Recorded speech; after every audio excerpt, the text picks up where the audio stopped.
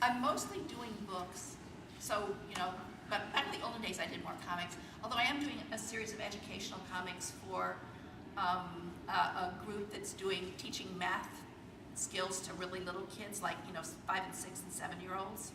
And I love doing it because I feel like I'm harnessing the power for good. I spent enough years having characters beat each other to death, ripping off characters' wings, and which I still do. yes, We keep it in the family. So I actually kind of feel like it's time to do some good with what I do.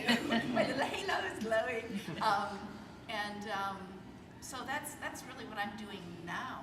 What are the names of those books for that math for little kids? I have a 4-year-old. Okay, they're books. I don't even know what the name of the books are exactly. The first one, I only saw a computer proof of the first one so far. It's some characters called Umigo, U-M-I-G-O, and I think that if you go onto the Umigo website, you can see like video games and stuff, math stuff. I think I'm betting your 4-year-old will be about right for these.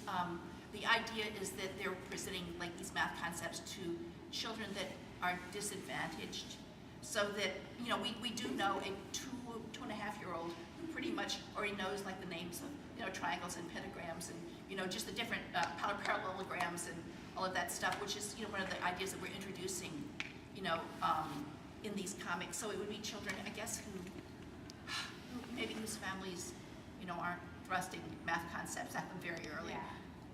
So I bet your 4-year-old probably already knows this stuff, but it might have fun anyway. Are these the books with games? Yeah. They have activities in the back where you use shapes, shapes and volume and stuff, little experiments and things kids can do. Very simple. Yes, and I love doing it. So there. It's needed. Is it? Are you a teacher? I teach 4th grade right now. Yay! But I've taught K1, 2, 3. And it is. It's a wonderful service you're doing because there's so many things that children don't grow up in rich environments with background knowledge maybe. And so that's a good way to hook them and get them to see We're those hoping these get out concepts. there where people can And find them. comics are such good teaching tools because you've got like little discrete bits of, I guess, dialogue and information. And you've got pictures that you can look at that will explain visually what the words are saying. So if you've got a visual learner, or you've got or even an auditory learner, because some of they're also doing little songs that go along with the videos and the comics. So I'm loving doing it. Anyway, so that's what I'm doing. I'm also doing a series of like Superman books for young readers. I can read type books. I'm just starting on that, so we'll see how that goes. Which should be fun. Yes. Okay, what was it like working on the Death and Return of Superman story arc, which by the way I think is one of the greatest Superman story arcs in existence? I agree with you. That was one of the best things I've ever worked on. It was a great experience, and it's kind of different than doing an ordinary series of comic books.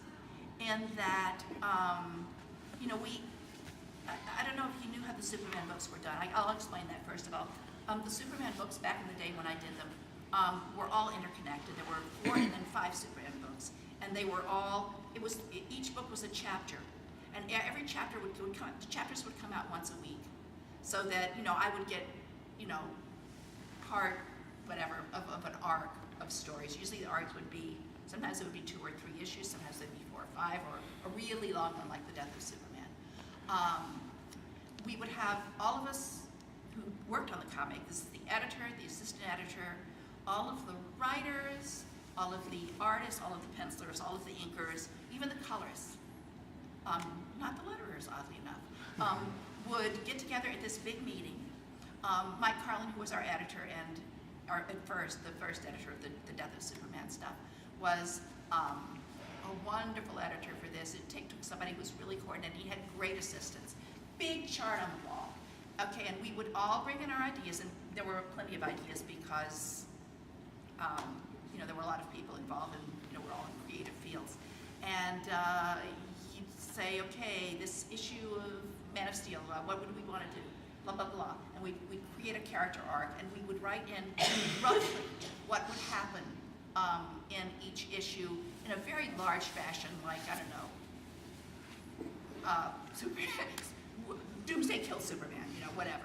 And so that we would have a certain amount of flexibility within the context of the overall story arc. We would know what had to happen, but how it happened was up to each of the different teams. So, and it was a fun way to work. It took me a little while to get used to that, because I was used to working at Marvel, where I had been doing X Factor. And each issue, as I would try to structure it, would be a complete story, but would be part of an arc. So you would have a beginning, a middle, and end, and you would pay off on what the story was within the context of that act of your arc, I guess. And the Superman stuff, each of us tried to do that as well, within the context of a larger arc. But then, of course, we had to pay attention to what came before and what came after. What that meant was that we couldn't, everybody had to kind of keep on schedule, or the writers did. The artists were, it was a little more flexible for them. But the writers had to get everything, you had to read what the other guy had done, play off of what they'd done, then do what you wanted to do, and get to the end of your story so the next guy could do the same thing for his book. So that was kind of, that was, down in the pits, what it was like. I don't know if that answers your question. Do you have anything more specific than that? It was actually a great boon for FedEx because they would Xerox all the art, reduce Xeroxes of all the issues, of all the art, and all the scripts, and everybody got copies of all that stuff to keep them up to date on what was being done by everybody else. So we were very friendly with our FedEx guy for some time.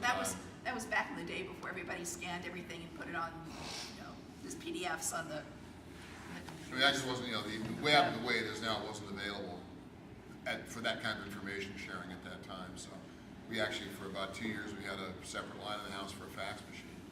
We had so many faxes coming in and out that we just couldn't. I tried doing it in one line with a machine that would distinguish. It just got too confusing. Click. Oh no, wait, that's a real call. Somebody else is.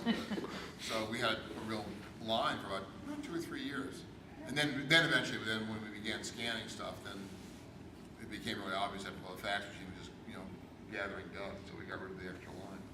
But all that started to be coordinated at the office. That was stuff that Mike and his assistants all did. They did a phenomenal job to make sure I was up to speed all of the time. Specifically with the death of Superman, we had not originally meant to kill him, which I think is probably fairly well known.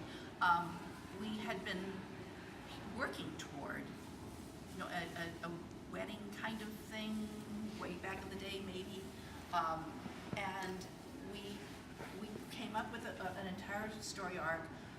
The publisher came in and said, "Oh, you can't do that. We have a." They never bothered to tell us. The writers are always the last to know, just so you guys, in case you ever want to be a writer, that's like rule 1 for being a writer. The writer's always the last to know. You can't do that. We've got a TV show coming up, and Lois and Clark are not married in this. They're just... Was that The Adventures of Lois and Clark? Yes. Back way back in the day. Terry Hatcher. So you're going to have to do it all over again. And you're going to have to do it fast because it's about time for the conference to be over. So we said, Jerry Ordway, who always said, "Let's kill him," said, "Let's kill him." And this time we were pissed off. And we said, yeah, we're going to kill him. So we did. We came up with that was pretty easy. Who could possibly kill Superman? And we came up with the idea of Doomsday. We had a contest among the artists, a 5-minute contest in which everybody drew what they thought Doomsday would look like. Dan Jerkins won that one. So It looked great. it looked great. Great design. And okay, this is what our villain looks like. And it all progressed from there. It was like we wanted to do a countdown. We would do it with 4 panels on the page and 3 panels on the page in the next issue, 2 panels on the page in the next issue, and the actual death would be 1 panel per page, just because it was fun. We decided to do Doom as Doomsday earlier, setting up the arc earlier where Doomsday would be breaking out of his containment vessel. And that was, so then we did it, and it was hugely successful. All of us have killed characters before. We've done terrible things to our characters. And, you know, some people shrug and pay attention and some don't. I mean, you know, we did get some flack for ripping off Rachel's wings, if I remember right. Well, they're back. They're back, they got better. But it turned out to be immensely successful. I mean, we knew death sold because, you know, that was one of the things you learned early and back in the day anyway. I guess it's still true. And also you learn, you know, comic characters get better. They get better. They get killed and they get better. And we're not gonna permanently kill a character that's gonna kill our great writing Superman gig, you know. But Well, look, we all have mortgages. We have kids. that's right. We're not gonna, and as if you could destroy Superman, and Time Warner, who owns him, would say, "Oh, they killed him. I guess we're done." Yeah, right. Like that would happen. So I guess and after that, so the Death of Superman comes out, and Superman's dead, and then we go to, I guess there was a cocktail party, wasn't there? If I'm remembering, this is the story I This was heard. the story we got. We It don't know. may or may not be true. This is the apocryphal story that it sounds like, was that there was a cocktail party. The publisher, the Death of Superman just come out that day. No, it was that Fumetti that was in the, was it the Fumetti that came out? It was a Fumetti, if there was. That was in Us magazine or one There of was those also an things. ad with an Energizer The ad was coming Energizer out. batteries last as long as Superman. They had And a big full-page color ad in print magazine with Superman breaking his chains in one of the famous pictures, and it said Energizer batteries last as long as Superman. The day that ad came out, the news broke that Superman was done. And the publisher was like, you can't do that. And the Didn't she? and ask Jeanette, them to do it a was party? fine. It was fine with Jeanette. It wasn't fine. There was a party I where don't this. remember what the deal was with that. But I think the One of them was CEO okay. of Time Warner or somebody that was very high up That in the was food it. chain that was way beyond where the comic books were, and I'm sure he never talked to guys doing comics. Period. And he was at a party, I think, and the story was that somebody came up to him and said, "What's this I hear about Superman being Right. killed?" I beg your pardon. So then it kind of hit the fan. And they tried to quash it. I mean, it got all this Correct. media because I guess nobody had like blown up anything or done anything terrible in the news. So all of a sudden, you know, we're getting all this media coverage, which was a big shock. Never happens, except for every once in a while. Well, also, I mean, in the comic books, you know, honestly, you do kill characters off and on, dramatically. They do get better for the most part. And Superman certainly get better. And so, you know, at the comic book level of participation, none of the people doing this, I wasn't part, I was just watching Lizzie do it, but none of us would think in a heartbeat, this is going to become a newsworthy story. We're going to freak out. I've got for Jeff Darrow, who's a wonderful artist and writer, does some neat stuff, a lot of movie designs, like for The Matrix. Jeff lived in France a lot. He was over in France. He was in a cab, and the cab driver discovered he was an American and began screaming at him, "How could Americans kill Superman? How could they?" And Jeff's like, "Look, you know, I got nothing to do with this." So, I mean, it's you kind of forget that people outside the industry would have a different view of what we do. So, in a way, what you want to do is you want to do the best job you can killing them, but you also know that down the road you want to pay off in some way with however you're going to reconstruct stuff that make it work again. You need to do your best job doing that, but you don't always think about that.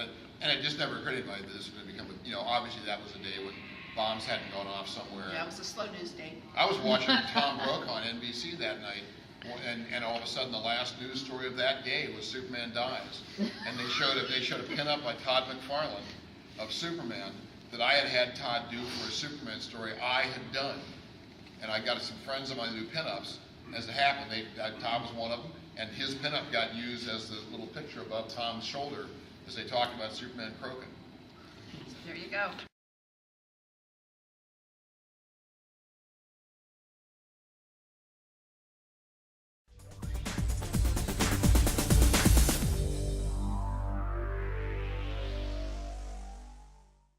Toxic Pop has a new Facebook page. Like it to see pictures and keep informed about our upcoming events and videos. A link is in the description. Go to www.facebook.com/toxicpop1.